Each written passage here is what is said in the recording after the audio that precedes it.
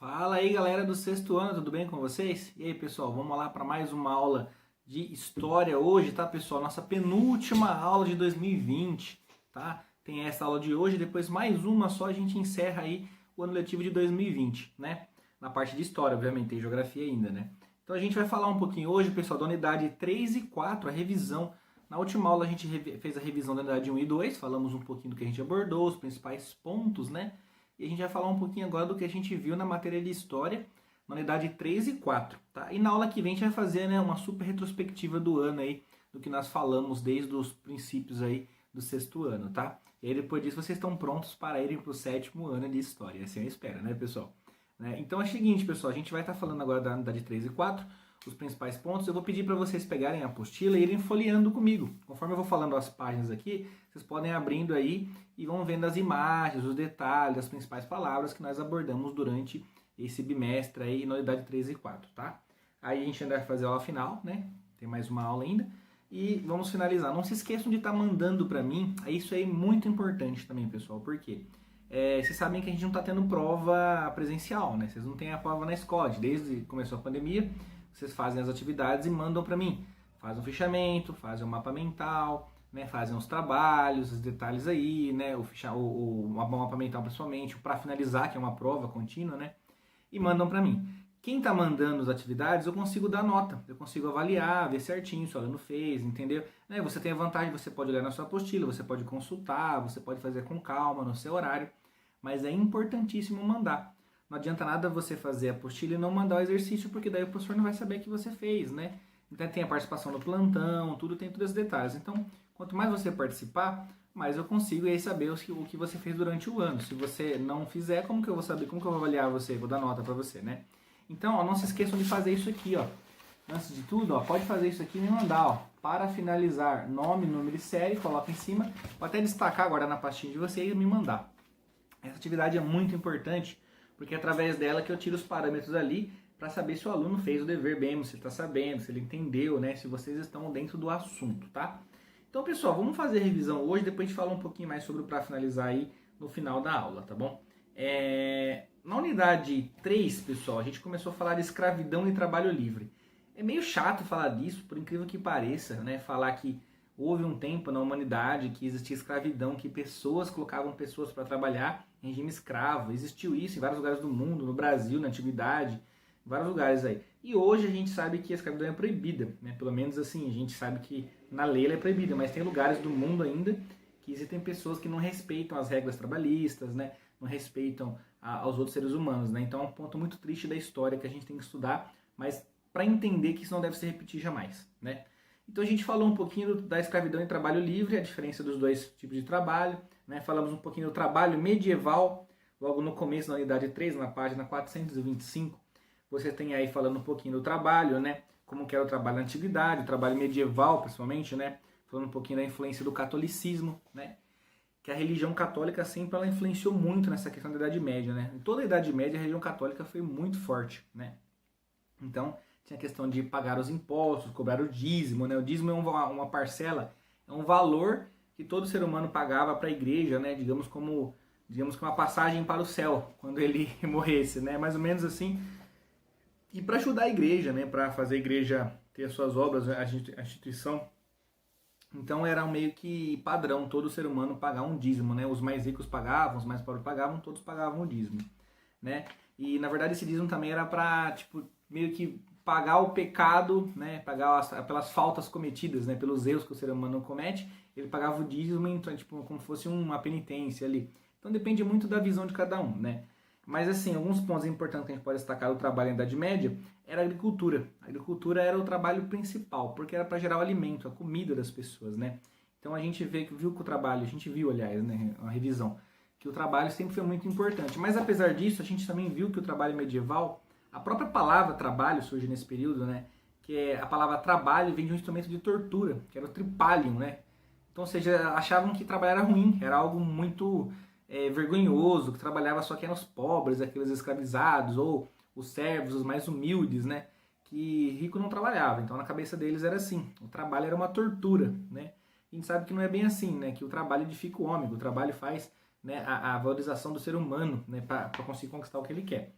E aí a gente viu aqui na 426 um pouco da servidão medieval, a gente viu um pouquinho das atividades de jogo rápido, vimos um pouquinho dos castelos, as vilas medievais aí, falamos um pouquinho como funcionava o feudo, né? O manso senhorial, o manso servil e o manso comunal. O manso, como a gente comentou, são áreas, são territórios, são partes, são como se fossem áreas dentro de um feudo. Então você tem o manso senhorial, onde era feita a plantação do senhor feudal.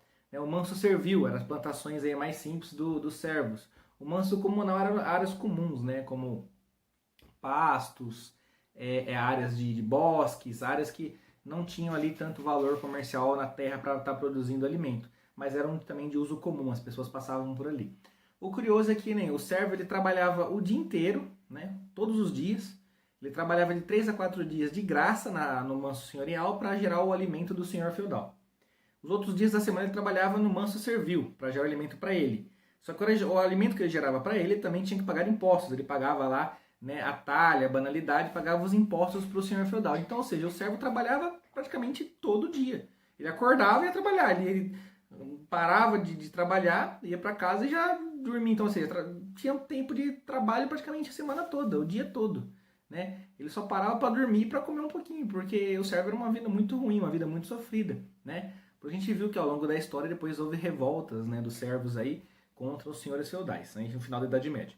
A gente viu as banalidades, a gente viu aqui na página 429 sobre a banalidade, né, quando o servo pagava para usar alguma coisa do senhor feudal, né, seja ali uma mercadoria, utilizar, por exemplo, assim, pagar para usar um forno, pagar para usar um moinho, alguma coisa do senhor feudal, tá? A gente viu também aqui um pouquinho sobre a questão das revoltas camponesas, que eu acabei de comentar aqui, a parte do Zé Ninguém, a revolta do Jacques, né, a gente falou um pouquinho. A peste negra também, que assolou toda a Idade Média, uma doença muito grave, que matou muita gente, né? E a gente entrou nos exercícios aí, corrigimos os exercícios, e na unidade 4 começamos a falar, bem recente aí, do papel das mulheres da antiguidade. A unidade 4, pessoal, ela é muito importante. Alguns anos atrás, quando eu comecei a aula de História, não se falava nessa unidade, essa unidade praticamente não existia, porque eles já abordavam o papel das mulheres em todo o período que estudavam, obviamente. Só que mesmo assim, as sociedades mais antigas, elas não valorizavam a mulher como deveria valorizar, né? Como um agente transformador também da história. Você pode perceber, quando a gente fala nome de grandes pessoas históricas aí que modificaram a história, a maioria é homem. Ah, porque fulano, isso aqui, ó, foi homem.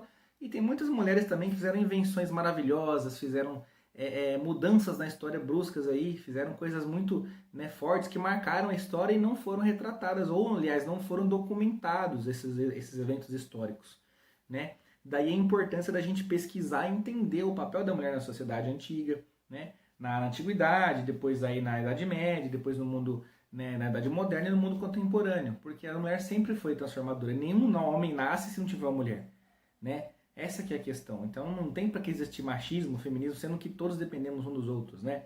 Aí que está o ponto que a gente estuda nessa unidade. Então a gente falou um pouquinho do papel das mulheres, como que as mulheres viviam, qual a participação política delas, né? A gente viu que, a princípio, não tinha participação política, as mulheres não tinham direito de opinar, principalmente na Antiguidade, na Grécia, né? A Grécia Antiga, a Roma Antiga. Dependendo do lugar, a mulher tinha um pouco mais de autonomia, é o caso de Esparta. Esparta, como eram as mulheres que geravam os guerreiros, né, os bons soldados aí, a mulher tinha um pouco mais de valor, né, mas nem toda a sociedade era assim, então isso variava muito de sociedade para sociedade. A gente viu aí a parte da mulher espartana, a parte da mulher ateniense, né, na Atenas, na Grécia, eles tinham até um cômodo separado, né, para mulher e para homem ali, para entrar, não podiam frequentar o mesmo espaço, né, tinha essa questão desse preconceito, essa diferença, mas a gente tinha bastante diferença entre uma sociedade e outra. A gente viu a mulher romana aí tinha, logicamente também, que também variava não só da sociedade, né, de Roma, de Esparta, da Atenas, mas também da classe social da mulher, né? Uma mulher mais rica ali tinha uma vida mais fácil, porque ela tinha ali, até estudava, tinha literatura, tinha, né, preocupava com as roupas, com a questão do domínio da casa. Agora as mais pobres geralmente trabalhavam no campo, na área rural, no pesado, né? Tinham que ajudar o marido, tinham que colher as frutas ali, né, fazer o alimento para a família, verdadeiras donas de casa que sofriam muito no trabalho. Então você vê que tudo isso tem a ver na matéria. A gente falou um pouquinho da mulher medieval, falamos um pouquinho do casamento também, lembra? A gente comentou do casamento, que o casamento varia de sociedade para sociedade, tinha um rito geralmente, né, onde os pais, geralmente os mais ricos, os pais que escolhiam com quem a noiva, com quem a noiva ia casar, um casamento arranjado, né? A gente falou um pouquinho da vida religiosa, da questão do casamento ser um ponto bem religioso também, uma cerimônia realizada, tinha festas, varia da sociedade também, de como que era. Geralmente os casamentos na Idade Média eram para unir reinos, né? Tinha uma união de um reino com o outro, então o casamento simbolizava, além de uma união de duas pessoas, também era uma união política, né? Falamos tudo isso, falamos da maternidade também, como que as mulheres se comportavam, hein? Como que era para nascer o bebê, tinha as parteiras na Idade Média, que faziam ali pela experiência, com o tempo elas adquiriam experiência para quanto mais nascimentos faziam ali, né? As mulheres tinham todo o processo ali, né? Depois que nascia o bebê, para cuidar da mãe, para ter, né? Todo aquele, digamos que a questão médica, não tinha na época médico, né? As mulheres cuidavam aí para ver qual, né? Que era a alimentação da mulher, para estar gerando leite, aumentando o bebê, tem todo o processo aí, né? Que desde a Idade Média existe. E aí a gente finalizou a apostila, pessoal, com os exercícios, né? Que foi até a página 446. Bom, finalizada a apostila, já revisamos aqui todas as 4 unidades. E aí vem o para finalizar. O para finalizar, pessoal, é muito importante que vocês me mandem. Quem já mandou, obrigado. Quem não mandou, mande por favor. Coloque nome, número de série, tira a foto dele aí e manda respondido pra gente, tá bom? Pra gente conseguir dar nota legal pra vocês, tá?